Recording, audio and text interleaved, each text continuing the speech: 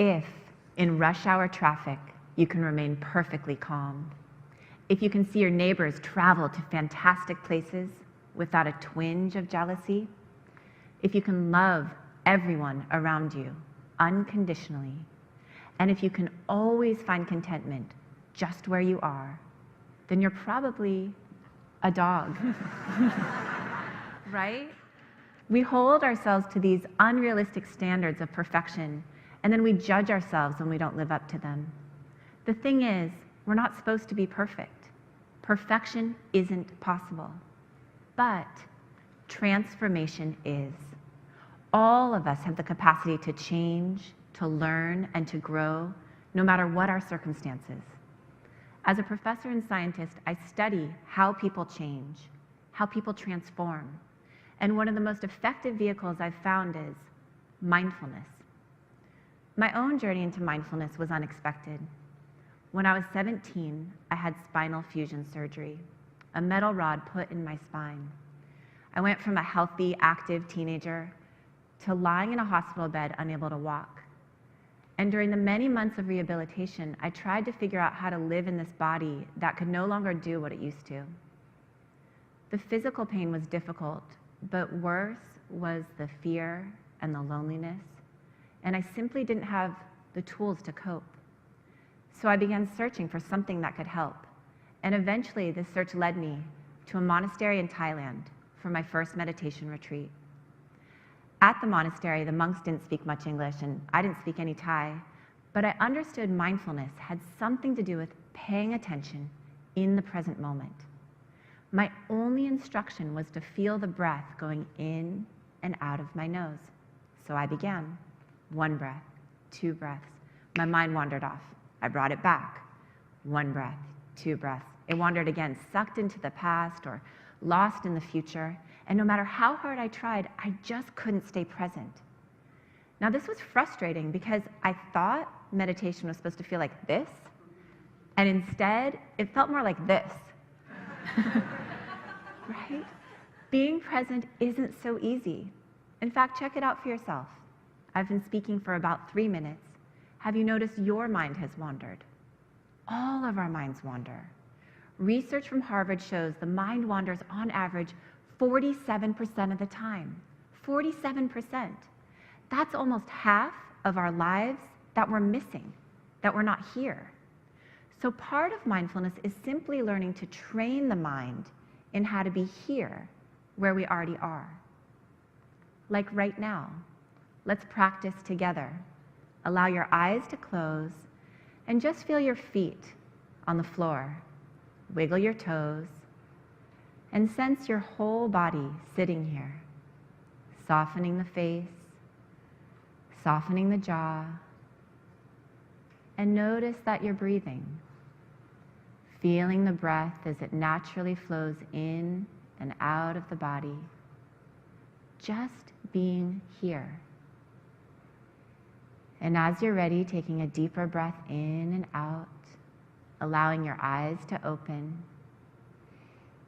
So, back at the monastery, I was trying hard to do just this, to just be present. But no matter how hard I tried, my mind kept wandering off. And at this point, I really started to judge myself. What is wrong with you? You're terrible at this. Why are you even here? You're a fake. And then not only was I judging myself, I started judging everyone, even the monks. Why are they just sitting here? Shouldn't they be doing something? Thankfully, a monk from London arrived who spoke English. And as I shared with him my struggles, he looked at me and said, "Oh dear, you're not practicing mindfulness. You're practicing judgment, impatience, frustration." And then he said 5 words that have never left me. What you practice grows stronger. What you practice grows stronger. We know this now with neuroplasticity. Our repeated experiences shape our brain. We can actually sculpt and strengthen our synaptic connections based on repeated practice. For example, in the famous study of London taxi drivers, the visual spatial mapping part of the brain is bigger, stronger. They've been practicing navigating the 25,000 streets of London all day long. When you look at the brains of meditators, the areas related to attention, learning, compassion, grow bigger and stronger. It's called cortical thickening, the growth of new neurons in response to repeated practice. What we practice grows stronger. The monk explained to me that if I was meditating with judgment, I was just growing judgment. Meditating with frustration, I'm growing frustration. He helped me understand that mindfulness isn't just about paying attention, it's about how we pay attention, with kindness. He said it's like these loving arms that welcome everything, even the messy, imperfect parts of ourselves. He also pointed out that we're practicing all the time, moment by moment, not just when we're meditating, but in every moment. We're growing something in every moment. So the question really becomes, what do you want to grow? What do you want to practice? When I left Thailand, I wanted to keep practicing mindfulness, and I wanted to understand it scientifically.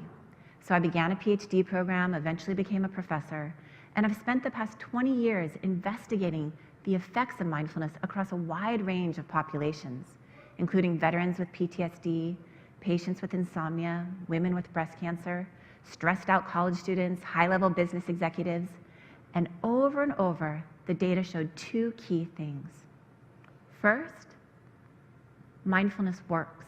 It's good for you. It strengthens our immune functioning, it decreases stress, decreases cortisol, helps us sleep better. When we published our first research back in '98, there were only a handful of studies. Now there are thousands of studies showing the beneficial effects of mindfulness. It's good for us. The second thing we learned was quite unexpected. Almost all the people we were working with, regardless of their age, their gender, their background, were talking about the same thing.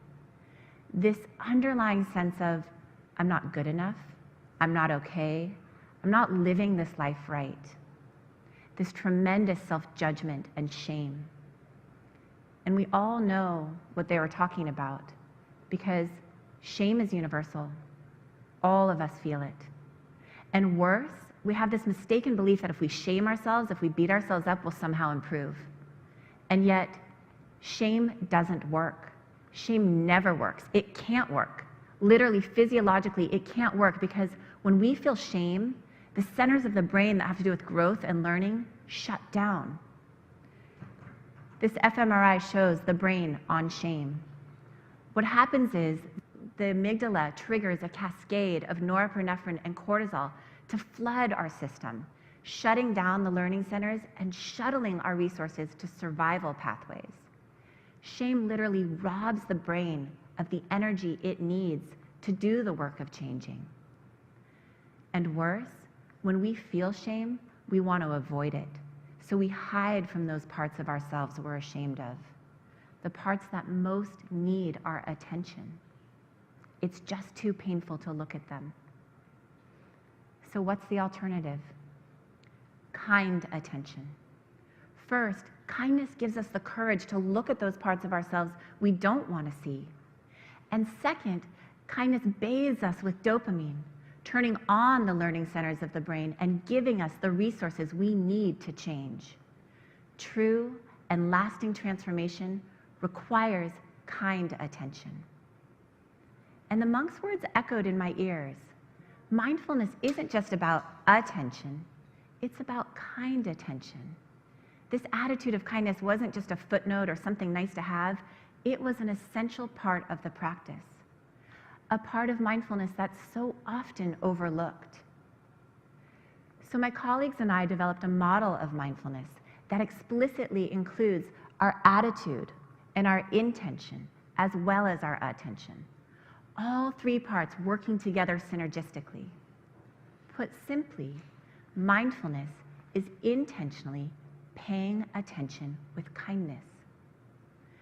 We used this model while working at the Veterans Hospital for a group of men with PTSD. I was shocked to learn that we lose more veterans to suicide each year than to combat. Our soldiers carry so much pain and shame. So the intention of the mindfulness group was to cultivate this kind attention, even for the seemingly unforgivable parts of ourselves. There was one man in the group who never said a word, never looked up. 2 months passed, he seemed unreachable. And then one day he raised his hand and he said, I don't want to get better. What I saw in the war, what I did, I don't deserve to get better.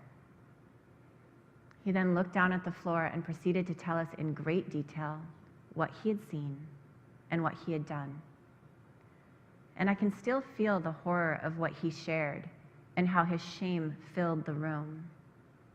I looked up to see how the other men were responding, and there was no judgment, only compassion on their faces.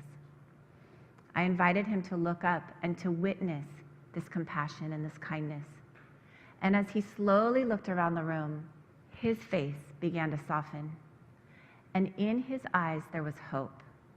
The possibility that he wasn't just his past actions, that he could choose differently now, that he could change. And this may be one of the most important things I've learned. It's that transformation is possible for all of us, no matter what. And it requires kind attention, not shame. And this kind attention takes practice. It takes lots of practice. I want to share with you a simple practice that continues to help me. Some years ago, I was going through a difficult divorce, and I'd wake up every morning with this pit of shame in my stomach. My meditation teacher suggested an explicit practice of kind attention. She said, how about saying, I love you, Shauna, every day? I thought to myself, no way. It felt so contrived. She saw my hesitation and suggested, how about just saying, good morning, Shauna? Oh, and try putting your hand on your heart when you say it. It releases oxytocin. It's good for you, you know. She knew the science would win me over.